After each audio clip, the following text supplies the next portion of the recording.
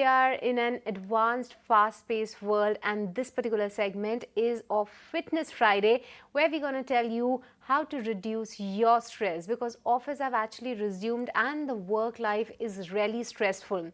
Because of this fast paced world where things happen at a speed of light, there's always a target to chase, an assignment to turn in, or a presentation to nail. While this has become a part of a daily routine, it is still extremely stress inducing.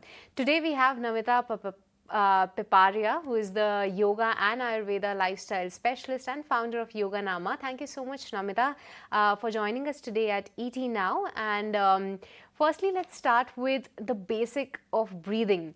How to use yogic breathing to reduce stress? What will be your advice on this? I'm so happy you asked me that question because this is a very powerful technique. The simple use of our breath can have a profound impact on our nervous system, on our stress levels.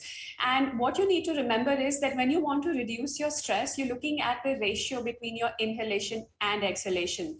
So for immediate relaxation, you want your exhalation to be double the length of your inhalation. So how you would do this is, let's say you're breathing, you would count inhale 1, 2, 3, 4. And as you exhale, you count 1, 2, 3, 4, all the way to 8. In the early stages, it will be challenging. So start with 4 is to 4, and over time, weeks of practice, you can make it 4 is to 6, and eventually 4 is to 8. So I think this is one foundational practice, also called double breathing, that is very, very helpful for almost immediate relaxation in case you're feeling stressed. You have to give a presentation, there is a board review happening, for any of those instances when you instantly need to calm yourself. Okay, but Namita, how to go about practicing meditation for stress management? What are your tips there? All right.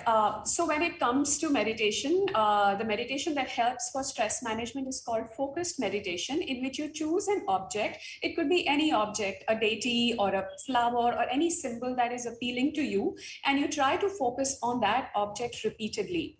What happens when you do that is your mind will naturally wander. It's a natural state of the mind to go into different thoughts. But this object of meditation becomes your anchor. You keep coming back to it over and over again. Every time you drift away, you come back to that object. And again, going back to our basics, breath is a wonderful object of meditation. So when you want to begin, you simply focus on the breath. This time you're not counting, you're not manipulating the breath, you're just letting your breath be and you observing. In Buddhist meditation, you often say, just repeat, I'm now breathing in, I'm now breathing out. I'm now breathing in. I am now breathing out. That's simple. You want to add a mantra, you can do so as you inhale and hum as you exhale. Some of you might be familiar. Soam and hamsa are meditative techniques. So this is how you use them in order to relax yourself and distract yourself from whatever is bothering you. And you learn this habit of disconnecting from thoughts that are not relevant. So this is one technique I would highly recommend. But apart from that, Namita, what are the alternatives to meditation so that one is relieved of the stress? Yeah, and as I answer the question, I first want to say it's absolutely all right for some people to not like meditation or when they don't want to do it. It's absolutely normal, so don't feel bad about that. There are many alternatives. One of them is mindful walking. So, moment I say mindful, it just means you become aware of whatever is around you. So, while you're walking, try to notice everything that you can see, that you can hear, that you can smell. Try to pay attention to it. So, you walk slowly, just taking in the environment without thinking or listening to music or a podcast. You are there, you are only walking and doing nothing else. Another way to do that and to distract yourself is to look at an object around you that has been there for a while and try to notice it in great detail. It could be upholstery, it could be a curtain in front of you. Try to take 2, 3 minutes to observe what patterns are there, what material is there, whatever detail you can notice. These might seem simple, but they're very powerful pre-meditative exercises because they give you something tangible to do. You look at whatever is there and you get absorbed in it, coming to the present moment, to the environment around you. Do this while you're eating, eat very slowly, observe the flavors, don't gobble your food, so that becomes mindful eating.